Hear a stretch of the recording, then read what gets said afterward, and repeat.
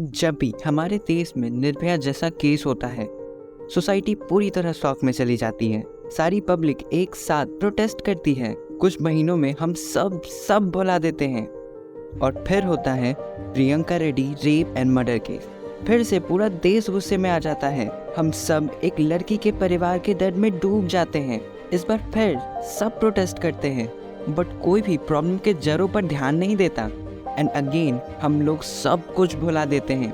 फिर होता है Unnao case and the cycle continues.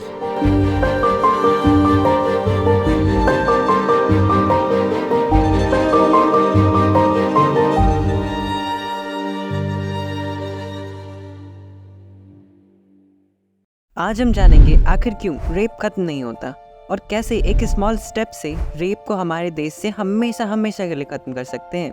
Rape खत्म नहीं होगा जब तक हम ये ना जाने कि आखिर क्यों भारत में हर साल 31,000 लड़के रेपिस्ट क्यों बन जाते हैं। एक्चुअली भारत में 99.1% सेक्सुअल असॉल्ट रिपोर्ट ही नहीं किया जाता।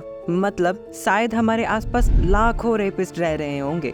मधुमिता पांडे, जिन्होंने 122 रेपिस्ट का इंटरव्यू किया था तिहाड़ जेल में, ये जानने के लिए कि आखिर क्यों उन्होंने रेप किया। और अगर हम आज तक की सारी रेपिस्ट साइकोलॉजी रिपोर्ट्स को स्टडी करेंगे तो हमें ये 2 एलिमेंट हर जगह मिलेगा। इस वीडियो में हम फर्स्ट एलिमेंट को डिस्कस करेंगे और अच्छे से जानेंगे कि कैसे इसे प्रैक्टिकली खत्म कर सकते हैं। First element is women subordination mentality. मतलब सारी गलतियां लड़कियों की ही होती है। अगर किसी बच्ची के साथ रेप हुआ तो डेफिनेटली गलती उसी की होगी। चोर की माँ को पकड़ो तो फिर तो उस कारण पे जाओ कि रात के 12:30 बजे तक क्यों नहीं पता था कि हमारी बेटी कहाँ है। फिर उस माँ पे जाओ, वो चोर की माँ को पकड़ेंगे आप कि 12:30 बजे तक यही पता नहीं था कहाँ है बेटी, किसके साथ है। रात को बाहर निकलती हैं, वो बदमाशों का ध्यान आकर्षित करने के लिए खुद ही जिम्मेदार होती हैं। एक लड़की अपने रेप के लिए आरोपी लड़के से कहीं ज्यादा जिम्मेदार होती है। यदि लड़की और उसके दोस्त संघर्ष की कोशिश नहीं करते तो गिरोह उसकी ऐसी वहशी मार पिटाई नहीं करते जिसके बाद में उसकी मौत हो गई।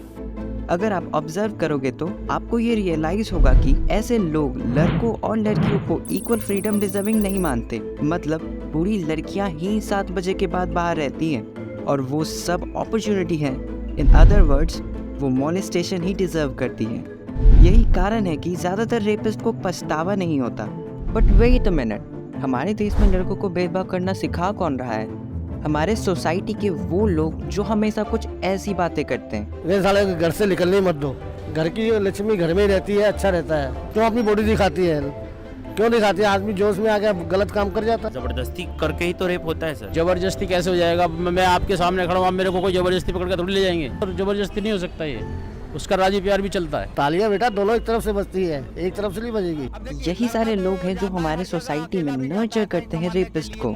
ये मेंटालिटी सोसाइटी में डीपली रूटेड है। तो वही बात है, तभी तो ये सब हो रहा है। तो छोटे पे कपड़े देख करके मतलब मन मचल जाता है। हाँ जी, बिल्कुल सही बात है। अंग प्रदर्शन होएगा तो भैया अच्छे का दिल मचल जाता है। जिस लड़की को जला दिया उसका करके, उसमें उस लड़की की गलती कैसे हो सकती है? हो सकता है उसकी ये गलती है, उसने कुछ कपड़े ऐसे पहन रखे हो। मतलब ये जो बलात्कार हो रहा है ये लड़कियां खुद भी करवा रही हैं।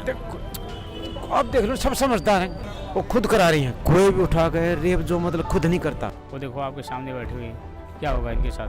पर उनके साथ कुछ हो जाए तो ये सही है। हर किसी का माइंड खराब होता है, किसी का। And this is how rapists are formed. To all these people in the society, we need to ask this. खासकर जो समाज है हमारा, आज भी हमारे बच्चियों को ही दोषी ठहराता है। 2012 में भी निर्भया पर सवाल उठाया गया कि वो क्या करने गई थी।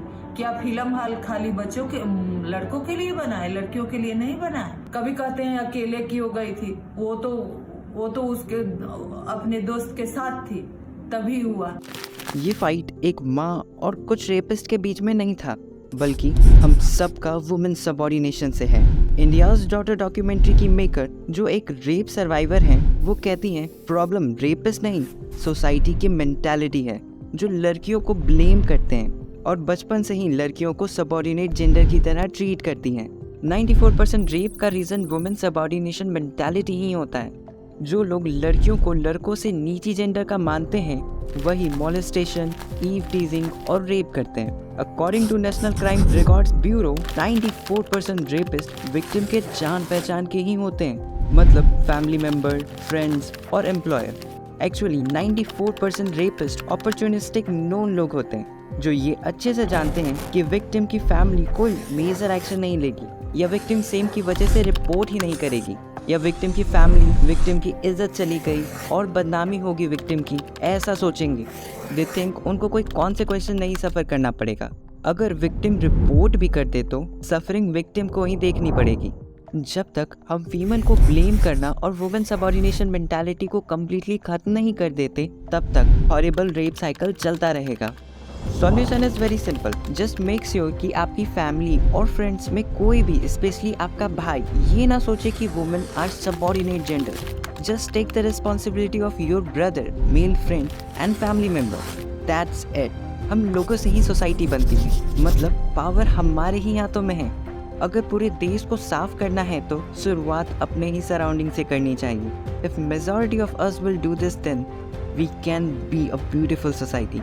After all, we are the society.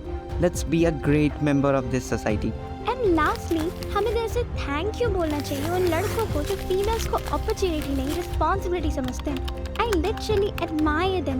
Thanks to all these real men out there. इस तरह से गर्ल्स को देखते हैं कि मतलब पता नहीं क्या कर देंगे, मतलब एक होता ना हवस नजर। लेकिन लड़के के दिमाग में ये थॉट नहीं आना चाहिए कि मेरे को उसके साथ गलत करना है। Guys need to be trained rather than girls that you should not go outside at the midnight. सोच उनकी कहाँ तक है, कहाँ तक नहीं है, क्या उनके माइंड में चलता है पता नहीं। लड़कों को बदलना चाहिए, अपने आप को, आदमियों को बदलना चाहिए। Because even people, I mean girls who wear sari, they also get molested and all. Rapist mentality की सेकंड एलिमेंट को हमने नेक्स्ट वीडियो में डिस्कस किया है, please check out that to.